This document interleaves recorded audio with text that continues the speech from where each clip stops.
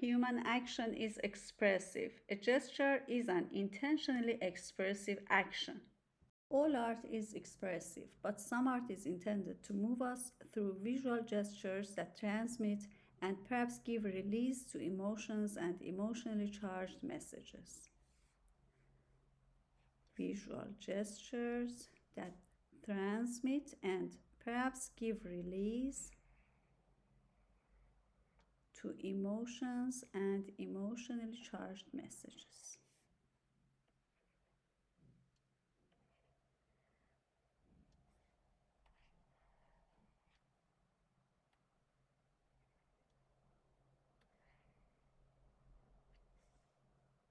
Such art is expressionist.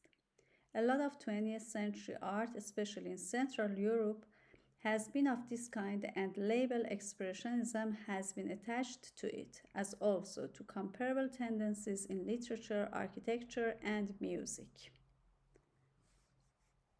In literature, like Franz Kafka, Rainer Maria Rilke, and in music like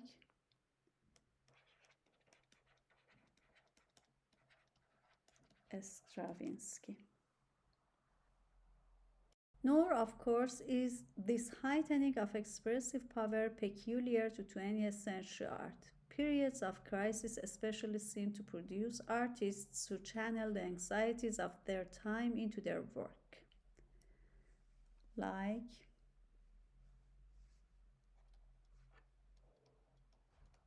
bombing of Guernica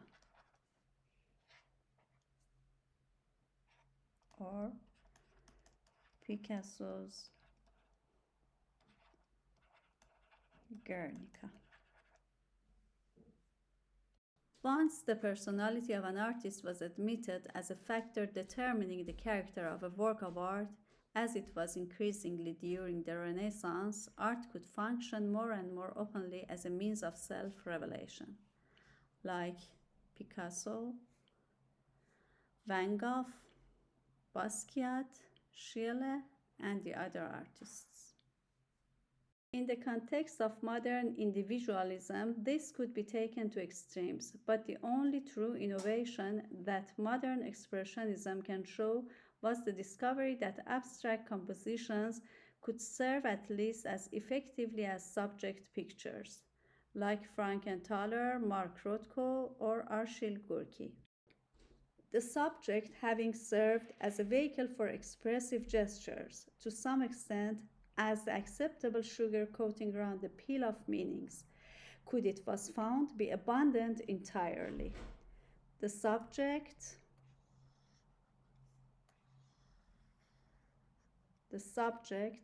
could be abandoned entirely. Could be abandoned entirely.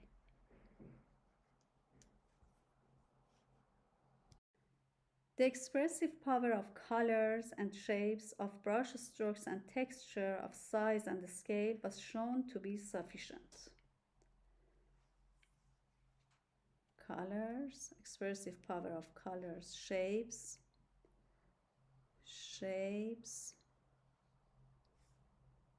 brush strokes and texture, of size and scale was shown to be sufficient.